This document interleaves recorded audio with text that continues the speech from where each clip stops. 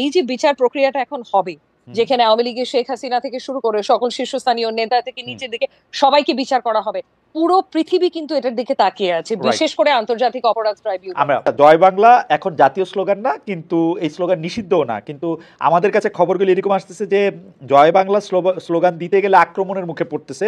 জয় Bangla slogan দেওয়ায় বা লেখার কারণে চাঁপাইনবাবগঞ্জে ছাত্রলীগের 2 জন কর্মীকে হত্যা করা হয়েছে। মানে সিরিয়াসলি এরকম ঘটনা ঘটতেছে আসলে তাজুল ভাই? আমার জানা নেই, তবে জয় বাংলা স্লোগানকে যেভাবে অপব্যবহার করা হয়েছে, প্রত্যেকটা অপকর্মের সাথে, হত্যাকাণ্ড দুর্নীতি করতে গিয়ে জয় বাংলা স্লোগান দিয়েছে, মানুষ মারতে গিয়ে জয় বাংলা স্লোগান দিয়েছে, ব্যালট বাক্স ছিনতাই করতে গিয়ে জয় বাংলা স্লোগান দিয়েছে।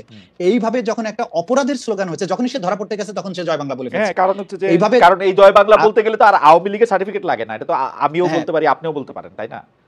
মুশকিল আসানের যে স্লোগান, এখন যখনই এই স্লোগানটা 16 বছর ধরে একটা অপরাধ সংগঠনের হাতিয়ার হিসেবে ব্যবহৃত হয়েছে, মানুষ কিন্তু যখনই এখন কেউ আরেকবার জয় বাংলা বলার চেষ্টা করে, তখন জয় বাংলা স্লোগানটা তার শত্রু না, তার পেছনের যে মানুষটার অপরাধী মানসিকতা, তাকে কিন্তু মানুষ আক্রমণ করে। সুতরাং জয় বাংলাকে দোষ দিয়েন না, দোষ দিতে হবে আসলে তার পেছনের মানুষটা যে এই স্লোগানটাকে অপব্যবহার করে অপকর্মগুলো করেছে।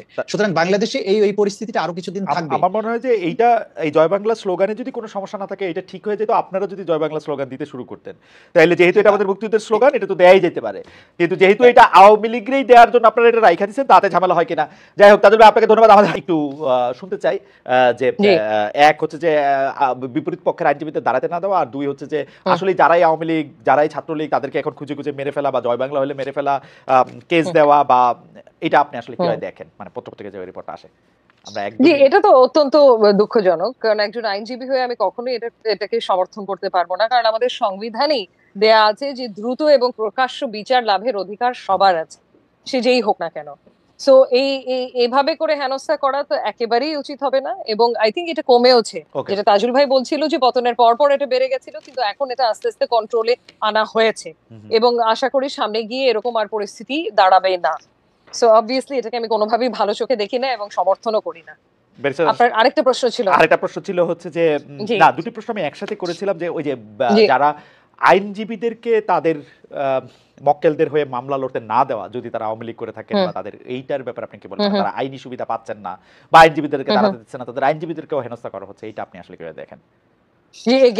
একেবারেই সমর্থন করছি না, এটা অত্যন্ত নিন্দাই করছি বরঞ্চ, কারণ একই জিনিস আমাদের সংবিধানে তো নিশ্চিত করা হয়েছে, এই right two fair trial, right two legal representation automatically ওটা থেকে এক্সট্রাপোলেট করলেই চলে আসে।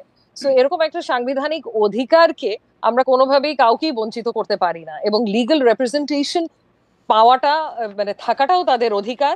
এই ক্ষেত্রে কিন্তু সরকারও পদক্ষেপ নিতে পারেন, এবং কিছু দূর আমার মনে হয় নিচ্ছেও, যে লিগ্যাল রিপ্রেজেন্টেশন বা লিগ্যাল এইড এর মাধ্যমে সরকার থেকে কিছু নিয়োজিত আইনজীবী ডিফেন্সটা কন্ডাক্ট করার জন্য দিতেই পারেন, এবং আমার ধারণা কিছু দূর দিচ্ছেও। যে ক্ষেত্রে কোনো আইনজীবী পাওয়া যাচ্ছে না, সরকারই পাঠাচ্ছে আইনজীবী ডিফেন্সের জন্য।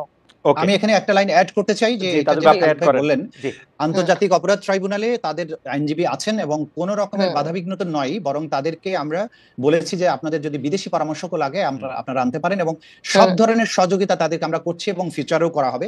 সুতরাং প্রথম দিকে যেটা হয়েছে, যেটা আমি বললাম যে ডিম ছোড়ার কাজটা যেটা প্রথম দিকে উত্তেজনার সময় হয়েছে, ওই সময়ই কিছু বিচ্ছিন্ন ঘটনা ঘটেছে, এটা কিন্তু এখন আর হচ্ছে না। এবং বিশেষ করে যে আন্তর্জাতিক অপরাধ ট্রাইব্যুনালে তাদের বিচার হচ্ছে, এখানে খুবই স্মুথ এবং খুবই ভয়ভীতিহীন পরিবেশ। এখানে আইনজীবীরা খুব প্রফেশনাল দায়িত্ব পালন করতে কোনো রকমের বাধা নেই। এই ব্যাপারে কেউ কোনো অভিযোগ করেননি এবং করতে পারবেন না আশা করছি, এবং এই ব্যাপারে আমরা 100% সবাইকে নিশ্চয়তা দিচ্ছি যে এইখানে আসামিদের ডিফেন্ড করতে যারা আসবেন, তারা প্রপারলি প্রসিকিউশন যতটা সুবিধা ভোগ করে, ঠিক ততটাই সুবিধা এখানে ভোগ করবেন। এই ব্যাপারে কারো মনে যেন কোনো দ্বিধা না থাকে। আমরা তাদেরকে সব ধরনের আইনগত সুযোগ দেওয়ার জন্য সব ধরনের ব্যবস্থা করছি। জনাব তাজুল ইসলাম, আপনাকে অনেক ধন্যবাদ।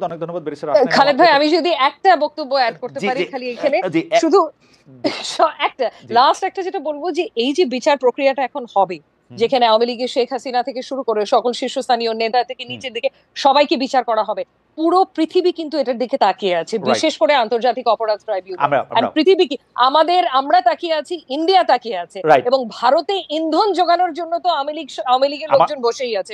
আমার মনে হয় যে এই ব্যাপারটা একদমই পরিষ্কার। ব্যারিস্টার আসনা ইমাম, আপনাকে গ্রহণযোগ্যতাটা খুব দরকার, এটা গ্রহণযোগ্য হতে হবে ব্যারিস্টার আসনা ইমাম, আপনাকে প্রক্রিয়াটা। আপনাকে অনেক ধন্যবাদ জনাব তাজুল ইসলাম।